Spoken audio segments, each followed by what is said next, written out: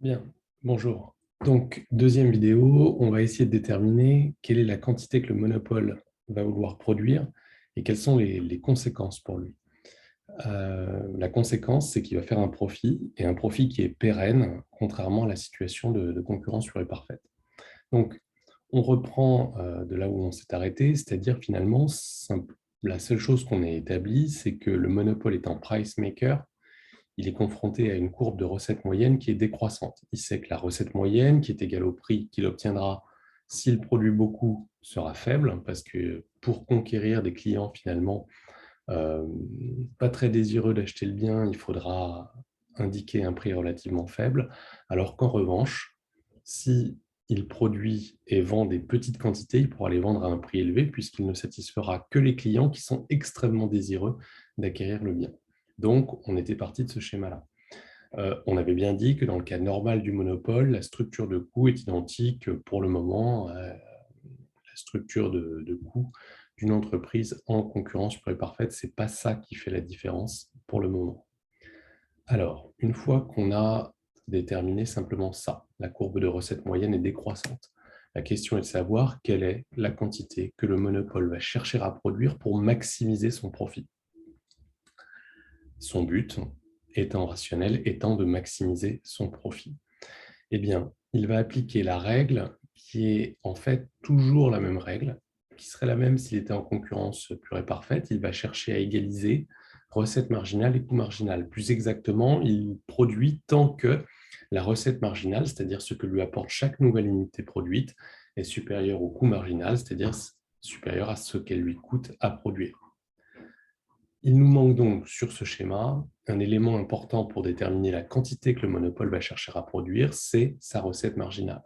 Et donc tout le raisonnement de la suite du cours consiste à déterminer comment on trouve, dans le cas du monopole, la recette marginale. Donc je me transporte sur le schéma qui est bien en dessous. Tout ce qui est entre les deux, ça sert justement à déterminer la recette marginale. Et en fait, on arrive sur ce schéma-là, et plus précisément sur la deuxième partie de ce schéma, sur celle qui est en bas. Donc, j'ai reporté en bleu ciel la courbe de recette moyenne, et puis on voit en dessous qu'il y a une courbe en bleu un peu plus foncé qui correspond à la recette marginale et qui décroît plus rapidement que la courbe de recette moyenne. Pourquoi La courbe de recette marginale, elle est déterminée. Qu'est-ce que c'est que la recette marginale? Elle est déterminée par l'équation qui est là, que je surligne. La recette marginale pour la quantité n, c'est la recette totale pour la quantité n, moins la recette totale que l'on gagnait lorsque l'on produisait la quantité n-1. Donc, c'est le surcroît de recette totale qu'apporte la énième unité. Rien à voir évidemment avec la recette marginale, qui est la recette totale divisée par le nombre d'unités produites. Donc, Q, si on produit Q unités de biens. En concurrence pure et parfaite, encore une fois, toutes ces choses-là ne comptent pas parce que, comme on est tout petit, chaque unité qui est produite sera vendue au même prix, qui est le prix du marché. Donc la recette marginale sera égale à la recette moyenne, sera égale au prix. Mais là, ce n'est pas le cas puisque c'est vous qui déterminez le prix en fonction des quantités que vous produisez quand vous êtes en monopole. Donc, qu'est-ce qui se passe si vous produisez une unité supplémentaire en monopole? C'est mon exemple de bouteille de vin. Imaginons que si vous vouliez produire 9 bouteilles de vin, vous pouviez en exiger 52 € par bouteille. Donc, ça veut dire que vous êtes caviste et que sur la devanture de votre boutique, vous allez mettre une étiquette, la bouteille, 52 € et vous tablez donc sur 9 clients potentiels. Vous savez que si vous voulez en vendre un peu plus, eh bien, il faudra baisser un peu le prix. Donc, si vous voulez 10 clients, il faudra mettre une étiquette 50 €. On vend à tout le monde au même prix. Ça, c'est très important.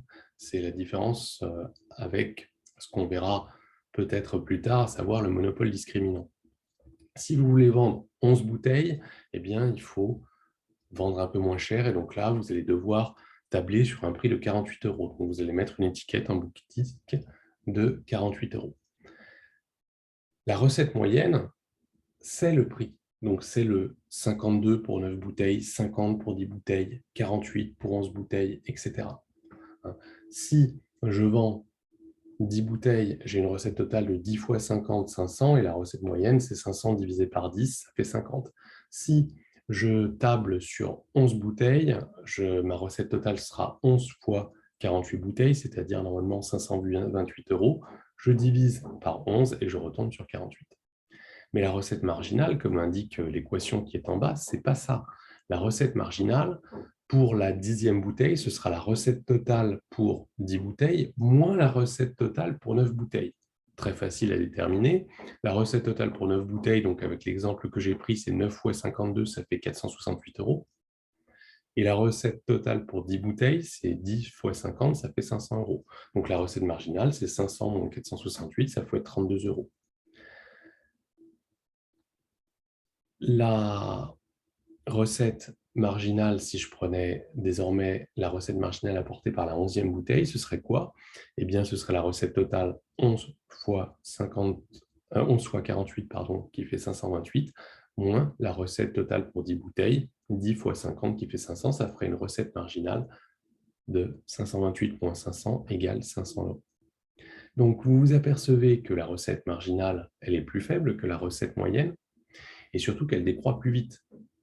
La recette totale, dans mon exemple, mais ça c'est évidemment le choix de mon exemple, elle décroît de 2 € en 2 €. La recette marginale, elle décroît de 4 € en 4 €. Pourquoi? C'est tout simple. Quand je veux conquérir un client supplémentaire, je suis obligé de baisser le prix parce que je sais qu'il a moins envie d'acheter ma bouteille que les clients précédents. Par conséquent, je vais devoir tabler sur une recette moyenne plus faible. Mais, et c'est là que c'est fondamental, je n'ai pas le droit d'individualiser les prix. Je mets une seule étiquette et cette étiquette définit le prix qui sera payé par tous les clients qui rentreront dans ma boutique pour acheter la bouteille de vin. Donc, lorsque pour conquérir un client supplémentaire, je baisse le prix, je sais que je vendrai une bouteille supplémentaire à ce client, mais que je la vendrai moins cher, et que je la vendrai moins cher aussi à tous les clients précédents. Autrement dit, quand je vais vendre une 11e bouteille à 48 €, elle va me rapporter 48 € supplémentaires, ce que le 11e client me donne, mais attention, elle va aussi me coûter 20 €, c'est-à-dire les 2 € en moins que je vais recevoir des 10 premiers clients qui, au lieu de payer 50 €, auront payé 48 € la bouteille. Encore une fois, ce qui est fondamental, c'est que je n'ai pas le droit d'individualiser les prix. Ceci explique, et ça c'est une des spécificités du monopole, que la recette marginale décroisse plus vite que la recette moyenne. Une fois que ce raisonnement est acquis, on retombe sur des choses extrêmement simples. La règle de choix du monopole pour déterminer la quantité produite, c'est de produire tant que le coût marginal est inférieur à la recette marginale. Je regarde mes courbes, je m'aperçois que le coût marginal, il est en vert clair, il est là. La recette marginale est en bleu relativement foncé, elle est là.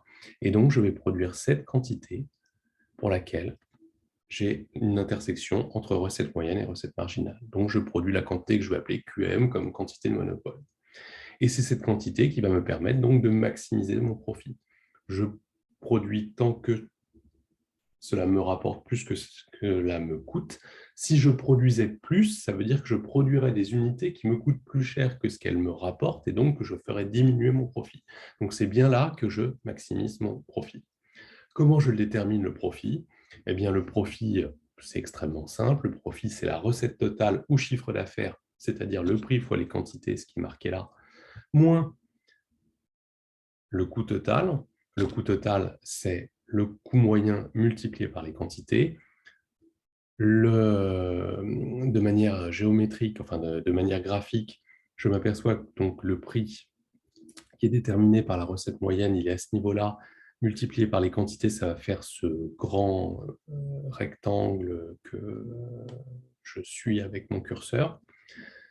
Je soustrais le coût moyen multiplié par les quantités produites, donc ce petit rectangle, et la différence entre les deux me permet d'obtenir le profit du monopole.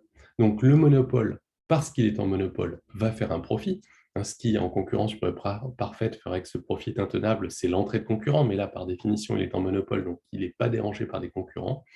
Et donc, il est bien plus confortable pour une entreprise, c'est évident, d'être une entreprise en monopole que d'être une entreprise en concurrence. Voilà, toujours pareil, si vous avez des questions, vous envoyez un mail ou éventuellement un commentaire.